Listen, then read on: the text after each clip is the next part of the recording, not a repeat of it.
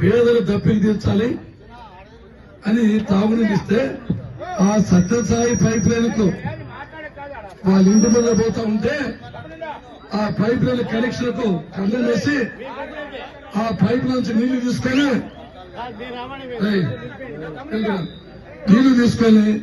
20 ఎకరాల మామిడి తోట తన ఇంట్లో కూడా తీసుకున్నాడంటే ఒక ప్రజాప్రతినిధి చేసే పని ఇంత అగౌరవమైన పని చేస్తారా? ఒకసారి ఆలోచన చేయండి. అంటే బిల్డింగ్ లో దోపిడీ, నీళ్ల దోపిడీ, బ్యాంకు దోపిడీ, భూముల దోపిడీ, ఇంత దోపిడీ చేసే వ్యక్తి, ఇంత అగౌరవపరిచే వ్యక్తి ఈ ఇంత పవిత్రమైన పుట్టపర్తికి అవసరమా? ఆలోచించాలని చెప్పి సందర్భంగా గుర్తు చేస్తున్నాను.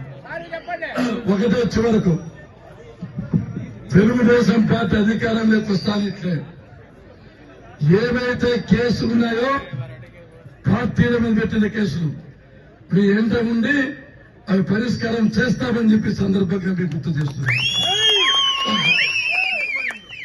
ఎవరికైతే పెన్షన్ పెరికేశారో ఒంటరి మహిళలకు, చేనేత కార్మికులకు, చర్మ కార్మికులకు 10 ఎకరాలను ఎవరికి తీసేశారో, ఏ పెన్షన్లు తీసేశారో ఆ పెన్షన్ ని తిరిగి ఇస్తామని చెప్పి ఈ సందర్భంగా మీకు గుర్తు చేస్తున్నాం. మూడవది, ఇళ్లు కట్టుకున్నాం, బిల్లులు ఇవ్వలేదు, సీసీ రోడ్లు వేసాం, బిల్లు ఇవ్వలేదు, వాటన్నిటికి కూడా బిల్లులు మంజూరు చేస్తామని చెప్పి ఈ సందర్భంగా మీకు గుర్తు చేస్తున్నాం. ఒకటే మీకు హామీ ఇస్తున్నా, నాకేం పదవులు కొత్త కాదు. చంద్రబాబు నాయుడు గారు పిలిచి అడిగారు పల్లె సింధులకు ఇస్తానని. ఏమో ప్రత్యేకత అంటే ఆ అమ్మాయి నా కోడలే కాదు నాకు కూతురు కూడా అని చెప్పి సందర్భంగా మీకు గుర్తు చేస్తున్నా. ఒక డైరెక్టర్ జనరల్ పోలీస్ కూతురు, వాళ్ళ తాత 2 సార్లు ఎంపీ, 2 సార్లు ఎమ్మెల్యే, డాక్టర్ నీలం సంజయ్ రెడ్డి రాష్ట్రపతి మీద గెలిచిన వ్యక్తి మనవరాలు.